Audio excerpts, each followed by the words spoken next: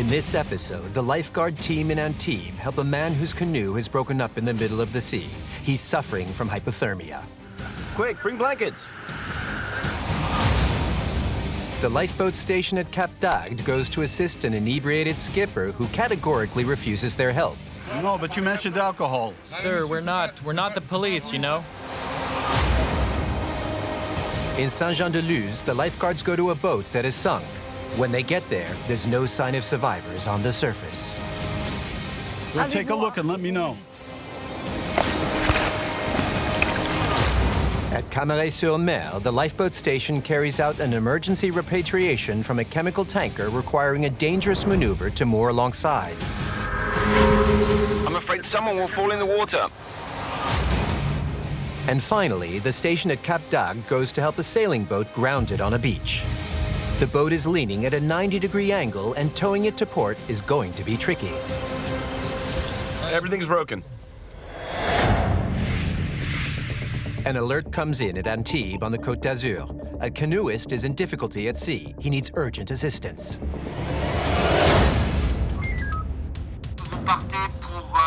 You're going to a canoe in difficulty in the area of the Bay of Salis. It's a canoe in difficulty with a broken outrigger. Copy that. I'll wait for the rest of the team and we'll launch as quickly as possible.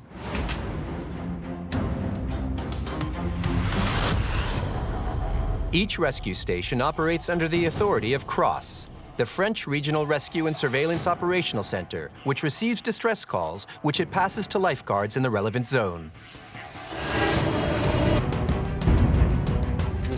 My name's Nicolas Meradou, and I'm the lifeguard and first aider on this operation. We were engaged 4 minutes after the alert came in because we were on an exercise on shore. Are we leaving? Yes, canoe in difficulty. Okay then, let's get our stuff and get going. An outrigger canoe is a long, narrow boat originally made from a single dugout tree trunk. It's very popular as a sport in Polynesia, but outrigger canoes are much less well known in mainland France. In the Mediterranean, paddle boarders or windsurfers are more common.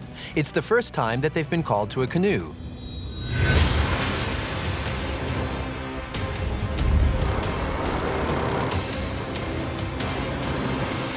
The Class A lifeboat leaves port at a rate of 25 knots, maximum speed, because a man's life could be in danger.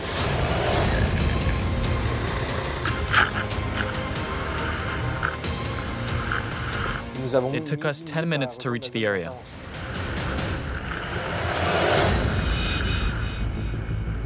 On the starboard side, they spot a man in the sea, clinging to his broken outrigger canoe.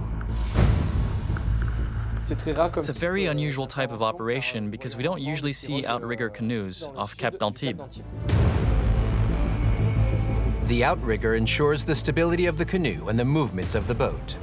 Earlier in the day, a wave broke the outrigger and the canoe lost all stability in the water. And without the outrigger, it was impossible for the man to get back inside the craft. Do you want us to bring you in? Yes! Okay. Prepare the rope. My name is Stéphane Beaufort. On this operation, the boss named me commander of the bridge. When we arrived on the scene, the canoe was broken in two. On one side, there was the hull of the canoe, and on the other side, the outrigger, and the caller was holding on in the water. The air temperature is 10 degrees Celsius. The caller has been in 15-degree water for nearly an hour. They urgently need him to get out of the water in case he's hypothermic. We're going to throw you an end. Grab it. The person wasn't injured, so we decided to throw him a heaving line so we could get him closer to the back of the boat and get him on board and warm him up as quickly as possible because he was in danger of getting hypothermia. Go on. Throw the line. A heaving line is a rope which has a large round knot at the end so that it can be thrown more precisely. The caller is able to swim and grab hold of it so they can get him on board.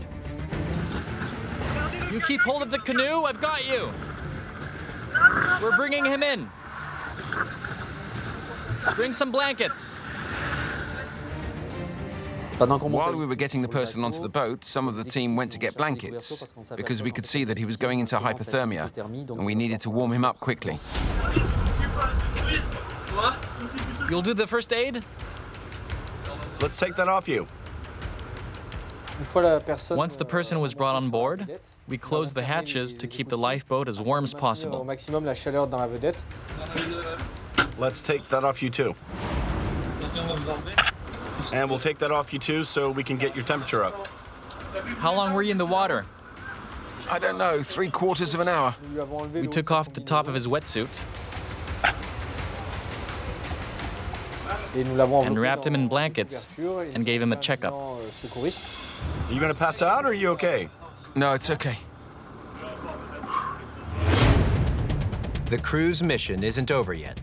They still need to pick up a part of the broken canoe. The outrigger is still floating on the surface. Give him a hand with the pike pole. A pike pole is a tool with a wooden handle and a hook and a spike at the end. We use it to pick up objects from the surface of the water. The outrigger is difficult to get hold of, but there's no way the crew are going to leave it in the sea. It's important to pick up the outrigger because it could be a danger to other shipping. Because if it's just below the surface and a small boat hits it, it could be a real obstacle. While they're picking up the outrigger, inside the cabin, the caller has been examined and his body temperature is 36 degrees Celsius. An adult's body temperature varies between 36.5 and 37.5 degrees. Below 36.5 means hypothermia, and so the rescuers are taking the necessary precautions. His temperature was around 36 degrees, a mild case of hypothermia, so we asked for ambulance backup on shore so that we could get him to hospital for an additional checkup.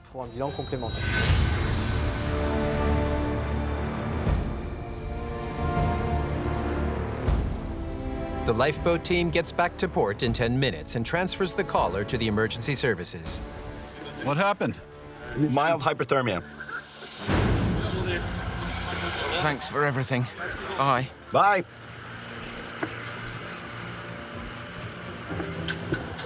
That was a great operation. In total, the operation lasted 40 minutes from the time we launched to the time we handed over the caller to the emergency services. It was a successful operation because the caller is fine now and we picked up all of his equipment.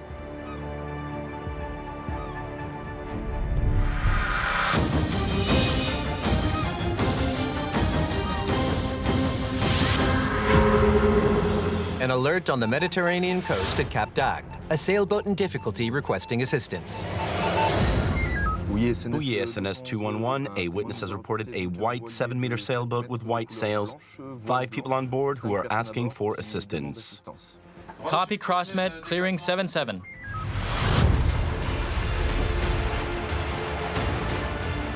The crew leaves the port in 15 minutes with their Class B lifeboat at a maximum speed of 25 knots, without knowing why the sailboat is in difficulty or even where it is.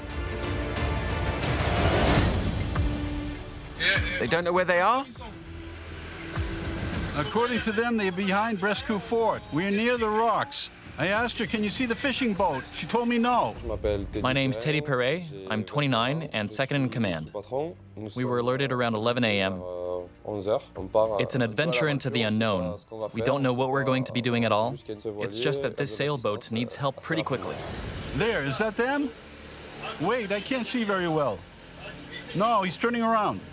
There's no precise GPS location, and the rescuers have a search area, which is several miles wide.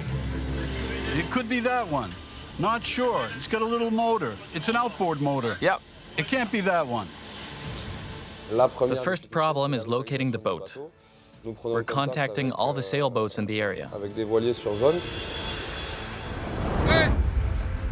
Everything okay?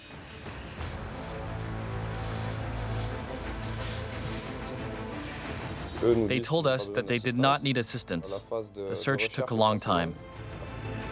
Finally, after 20 minutes of searching, the lifeboat crew spot the sailboat. I think it could be that little one over there. Yes, that little one. It matches the description. There's someone at the front.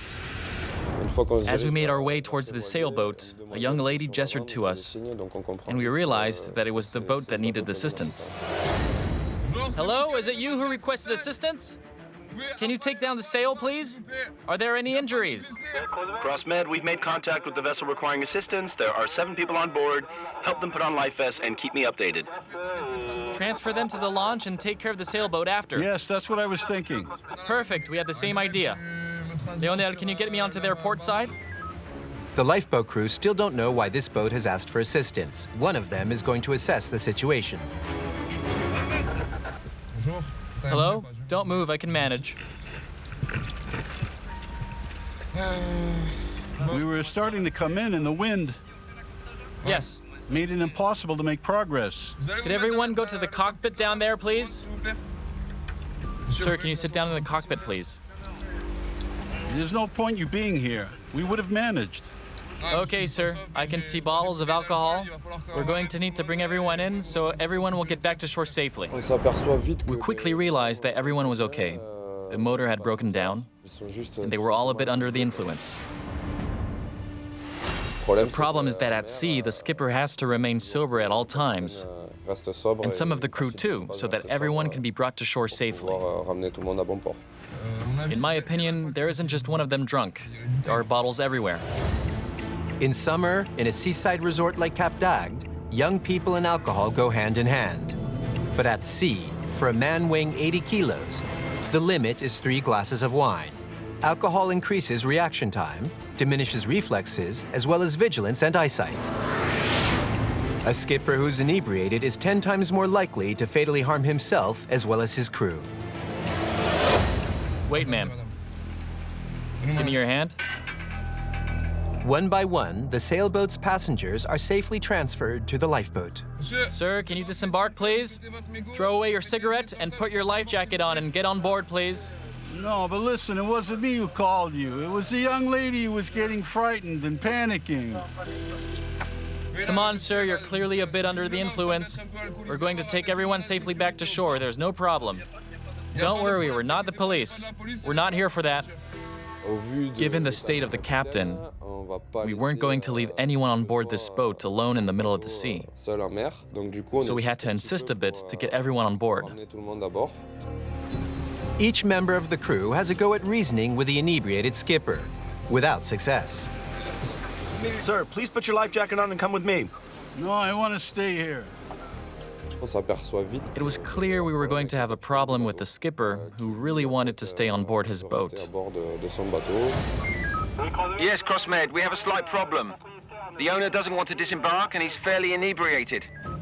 The crew focuses on persuading the inebriated skipper that they have no power to reprimand him, that they're only there to assist.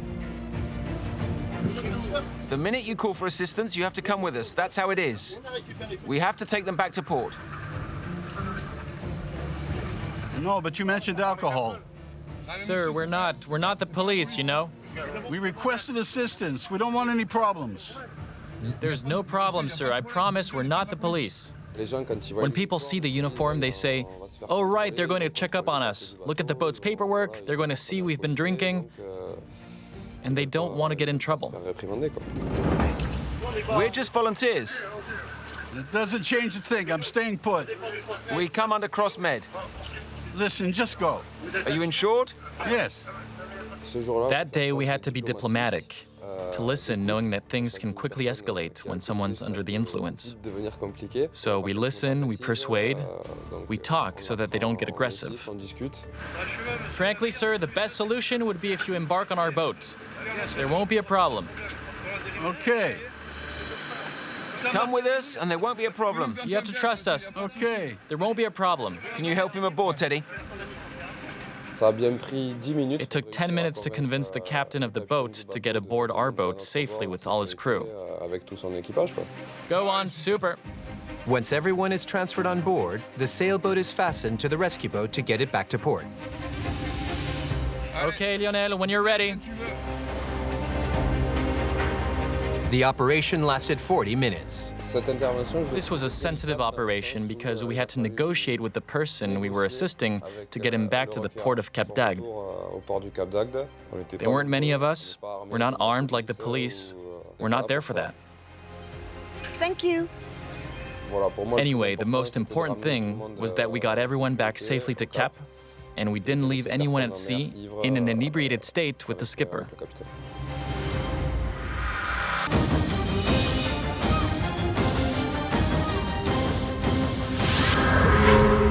An alert at sea in the Basque Country at Saint Jean de Luz. A 4.5-meter pleasure boat is sinking with 4 people on board. We want to send you to salvage a pleasure cruiser in the Bay of Saint Jean de Luz.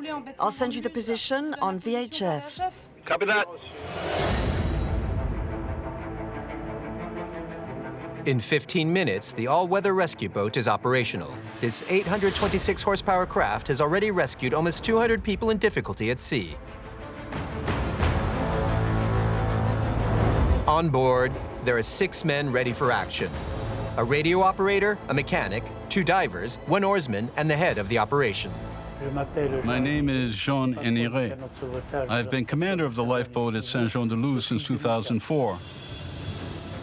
We set off at 9:35 a.m. in a lifeboat to save a pleasure boat with 4 people on board taking on water. At the Saint Jean de Luz lifeboat station, 70% of operations involve broken-down motors or stranded boats. A boat taking on water isn't a common occurrence. It happens only once or twice a year.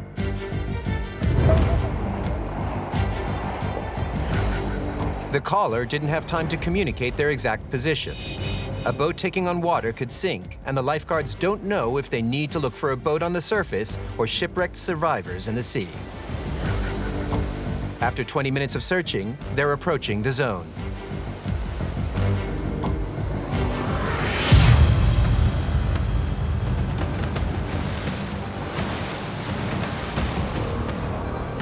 I don't know what it is. A few meters away from the all-weather lifeboat, an unidentified meter-long object is floating on the surface of the water. Try to reverse. Slowly. Yeah. We spotted the bows of a boat which was sticking out about a meter. This is a worrying sign. The boat is 80% submerged, and there's only 1 meter of its bows visible on the surface. No survivors can be seen. Go take a look and let me know. I decided to send 2 divers into the water to find the 4 people. There's no one in the sea, despite their call, which indicated 4 people on board. My name is Benyat Peruria, and I'm a diver. When we got to the zone, the commander asked me to go quickly to check the hull of the boat in case someone was trapped on board.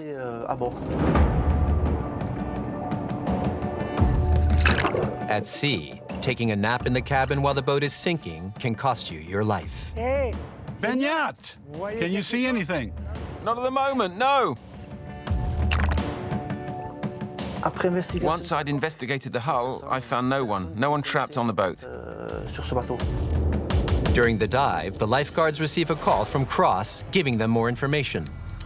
The Crossatel called me. A boat in the proximity rescued the 4 people.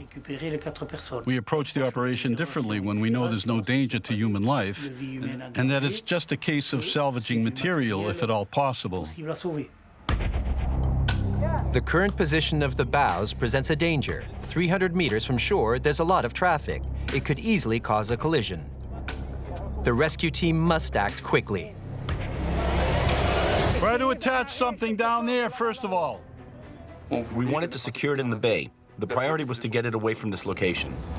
In order to be able to tow the boat to port safely, they first have to refloat it. Benyat! Come and get the small bridle with the tow rope. Just take care of that. Just take care of that. Attach the bridle to the tow rope. This rope, 4 centimeters in diameter, 200 meters long, is what the crew are going to use to refloat the hull, which weighs 1,200 kilos dry. But today, with the resistance of the water and a cabin that's filled not with air, but with water, the weight of the boat is multiplied by 2. Slacken it, slacken it. That's good, stay like that. There you go. Try to cut that. Try to cut that.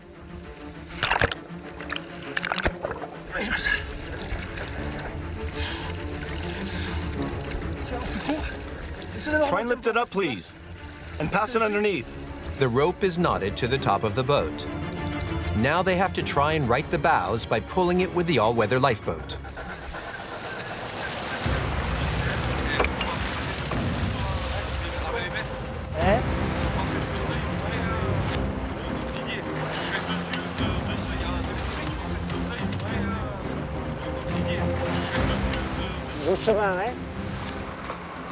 We tried to tow it a bit faster to try and empty it. You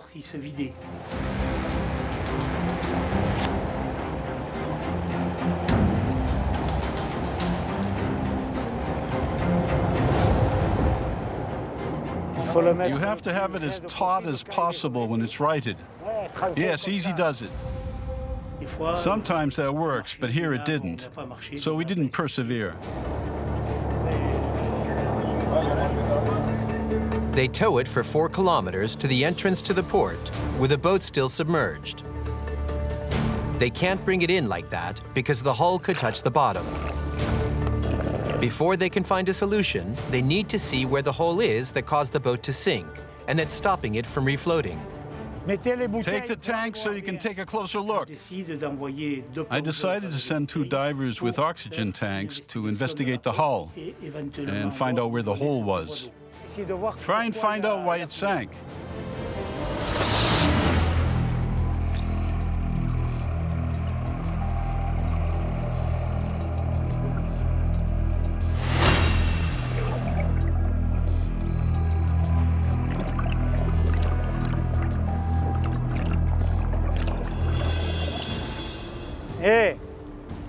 Can you see anything? There's no hole, there's no leak. The scupper plug above the heeling, a square like that. The square's open. It's the well deck, the access hatch. It's open. The reason the pleasure boat sank was that this access hatch next to the propeller was completely open. Normally it's plugged and totally watertight. But today the top of the access hatch has become detached and it's impossible for the divers to close it by hand. There's only one solution left for refloating the boat. We decided to dive down and place flotation devices to refloat the boat.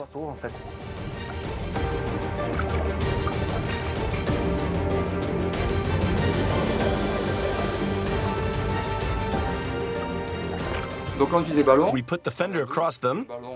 It has a longer rope, and we pulled on it so that little by little the rear of the boat moved towards the surface. Each polyethylene fender is 80 centimeters and has a gross buoyancy of 250 kilos.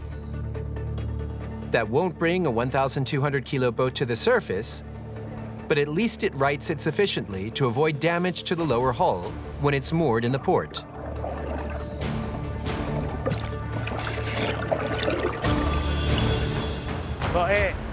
Fasten it. Let's get it back to port. I decided to tow it to the port of Socoa because Socoa is a dry harbor at low tide. The boat would be grounded and the owner could do what was needed, either refloat it or put it into dock.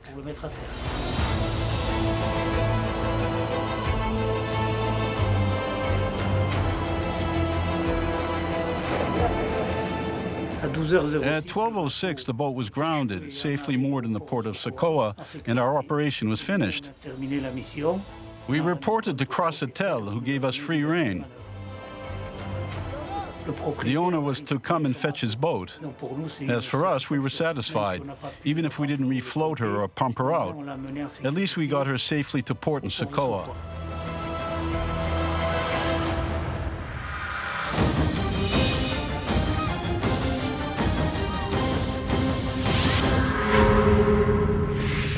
An alert in Brittany at Camaret-sur-Mer. A tanker at sea requesting medical repatriation. An injured man requiring urgent transfer to hospital. Cross Corson, we've received a call from a commercial ship. We've engaged you to repatriate an injured seaman and take him to hospital. The ship will be at the Charles Martel buoy in 5 minutes. Okay, I'm checking the map and we'll be there with 8 crew on board.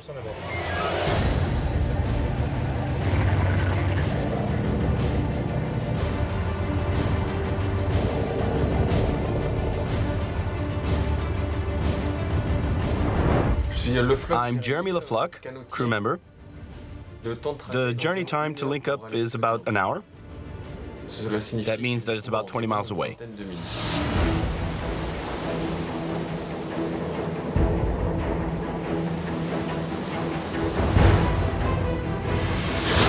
The all-weather rescue boat is 15.5 meters long and is headed towards a ship 8 times its size. It's a chemical tanker, 129 meters long, with 15 crew members, and it's technically impossible for it to moor at Camaret port, because only boats 25 meters in length or less can access it. This giant of the high seas transports chemicals or refined oil. Thousands of tons of dangerous cargo, or very high-value cargo, cross the country several times a year. Today, the tanker is carrying out a transfer from Marseille to Le Havre. It's the first time the all-weather lifeboat has to moor itself to such a large ship.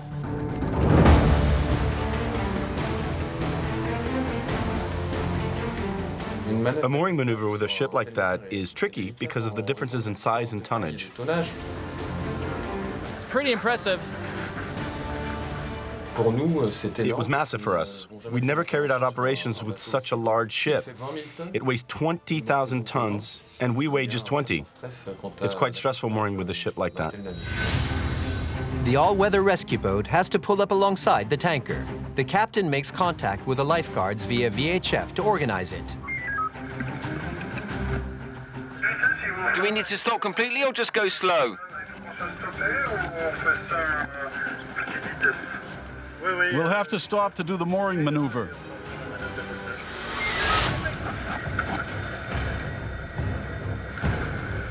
You can approach, and if you like, we can just see how it goes. Okay, copy that. We'll approach.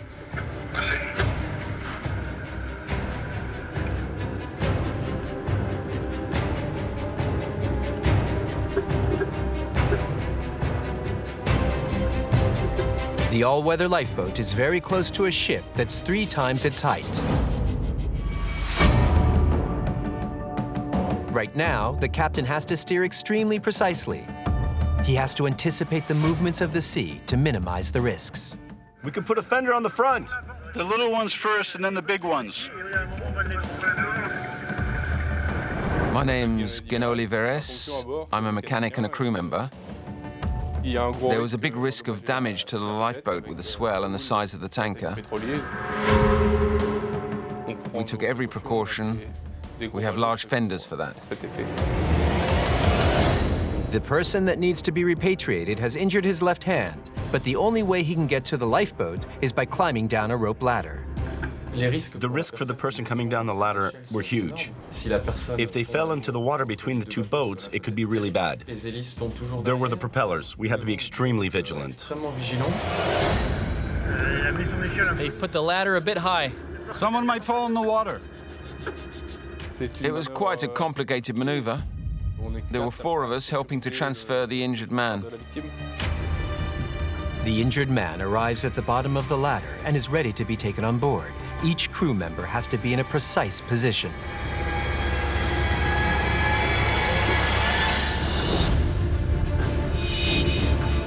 Luckily for the injured man, the sea in Brittany is calm and the transfer can be made without any problems.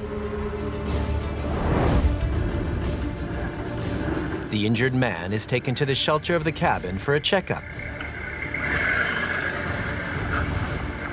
Hello? Hello? When did this happen? At lunchtime? No, this morning. This man is the second in command of the cargo ship. His injury was due to a leak from a heating pipe at 130 degrees Celsius. Have you had any medication for the pain? I just took some paracetamol. That's all. Okay. Are you in pain? No, it's okay. With burns, it's always the same. The moment it starts to blister, it's best to see a specialist to put your mind at rest. That's that. We just need to fasten everything, we'll be on our way. He had second-degree burns on his hand, which wasn't insignificant. On board these commercial ships, there are no nurses, no doctors. He had to get to a medical professional as quickly as possible. The cargo ship, which has been going slowly for more than an hour, can now continue on to Le Havre. The captain thanks the rescue crew. Thank you for intervening. Everything's been noted. All good. See you next time. Bon voyage to Le Havre, and maybe see you next time. In a better situation. Bye. Now all that's needed is to let Cross know the status of the operation. Can you confirm that the injured party is on board the lifeboat? Yes, I can confirm the injured man is on board the lifeboat. We're heading to Basin Number 1 at the port of Brest. The Camaret lifeboat crew bring the injured man to Brest, where the tanker is making a stopover for several days. Once the man has received medical attention, he can rejoin the ship.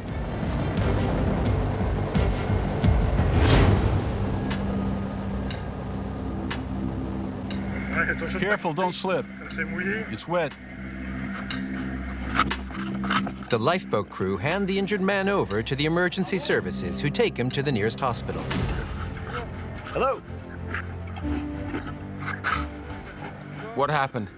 He suffered burns on the bridge this morning. He's burnt his fingers. We'll check you over and take you to hospital. Thanks again. Have a good day. See you soon. The operation lasted about 3 hours. It was a success because we got the injured man to hospital without any problems.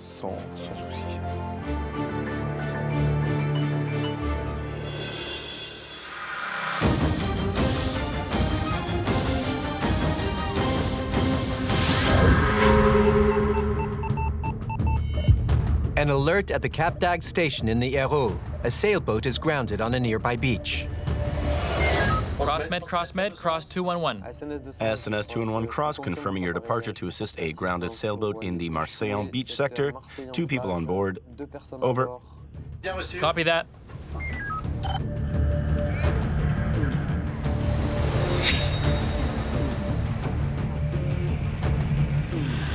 There are 2 people and a dog. No injuries. No injuries, and the people are on the beach.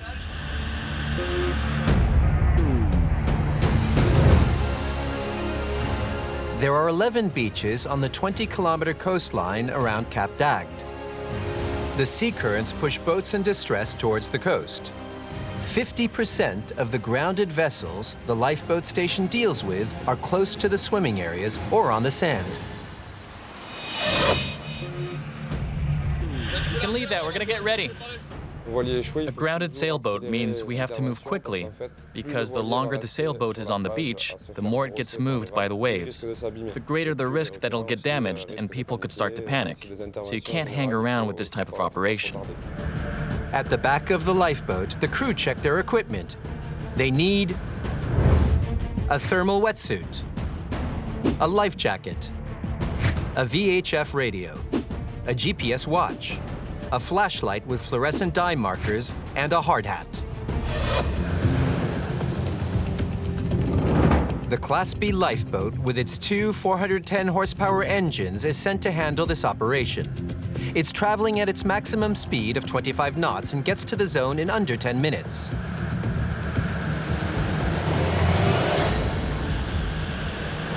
Shall we both go to the collar? Can we put it in the water? Yes. Go! My name's Michel Mathieu Godet. I am the station operations manager of this base. I went ashore in the inflatable dinghy with the 3 crew members.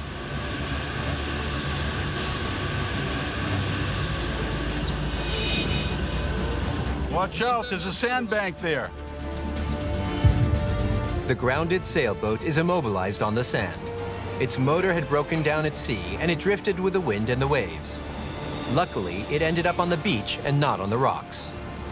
The people got out safely onto the sand. Hello? Is anyone hurt? No. Okay. Priority in the first instance is the people. We have to be sure that no one is injured or sick. Are you the owner? Yes. But you were on board. Yes, I was on board, but he's the owner of the boat. The next thing is to explain what we're going to do. We're going to get it out of here. You're going to get on the lifeboat. Yes. And we'll see you back in port, sir. 2 crew members transfer the man to the lifeboat. The owner of the boat and his dog will meet up with them again back in port. On you go, thanks. At the same time, the 2 other crew members realize just how much damage there is to the sailboat. It's really badly damaged. When I got to the sailboat, the first thing I saw was that the rudder was broken. The rudder is what steers the boat. It's the submerged part of the helm. The top of the helm is still attached to the sailboat, but the bottom has disappeared. The helm is just made of plywood with fiberglass and resin. So it's the first thing to break when a boat is grounded. The crew members climb onto the sailboat, which is lying at a 90-degree angle, almost horizontal in the waves. The boat was lying completely on its side. So inside, everything was turned upside down.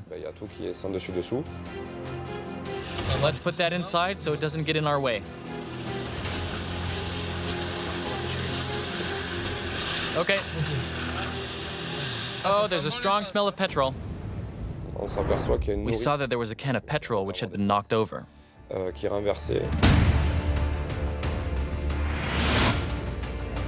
There was petrol everywhere, so we had to avoid any sparks, as it could have been very dangerous. The rubber dinghy brings them the tow rope, which has been rolled out from the back of the lifeboat. René, watch out it doesn't tip the boat. Transferring the tow rope to the sailboat is dangerous, as a wave could easily crush the lifeguard on the ground. Okay, it's good. Great, René, thanks. Where should we pull on it? At the front. You pull it up there. When we need to tow a grounded boat, we pass a tow rope around the masthead so we can tilt it as much as possible and free the keel, which is stuck in the sand. The keel is a flat blade attached to the bottom of the sailboat, which goes into the water. It acts as a counterbalance when the mast touches the water. It's made of lead and is capable of riding the boat on its own. The 2 crew members are going to pull the rope attached to the top of the mast to tilt the boat as much as possible, and then release the keel, which is stuck in the sand. I think that's not bad. We've done it. We managed to tilt the boat to the maximum, and the mast was almost in the water, and then we were able to pull it more easily. What's going on with the keel? It's out. It's good, it's all good. We're good. We're good, we can go. We can start towing. The lifeboat, which is 200 meters portside, is going to carefully tow the sailboat by its mast. Then the boat will be lying totally horizontally on the water, and the 2 crew on board have to hang on tight. The boat's lifting up. We started towing. The boat was horizontal in the water, but there was a risk that we could end up in the water. That's why we took as many precautions as possible. We just had to ride out the storm for that short time while we were at a 90-degree angle. That's the bottom, isn't it? Yes. 60 meters from the beach, there's enough depth for the boat to right itself using its keel, which is now once again in the water and not in the sand. The lifeboat lets go of the tow rope, and in less than 4 seconds, the hull of the sailboat rights itself naturally. It straightened as soon as they stopped pulling.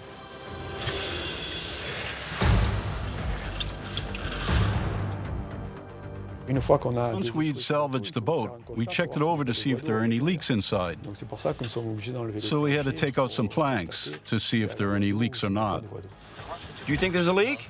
No, I don't think so, because the water must have gotten there. We noticed that there was a bit of water in the cabin of the sailboat, but that was because it had been lying on the beach and the water came from the waves. There was the swell and that sort of thing. Water got into the cabin. Water got into the boat accidentally. but there are no holes or other damage to the hull. Now that the boat is upright and there's no major damage, it can be towed back to port. Okay. Okay, guys.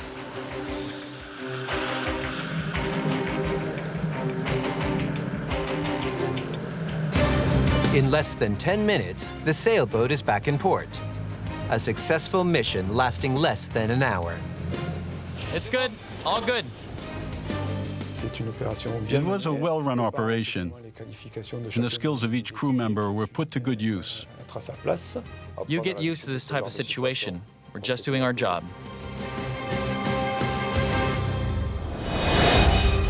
An emergency repatriation, an inebriated skipper, a sinking boat, a canoeist in difficulty.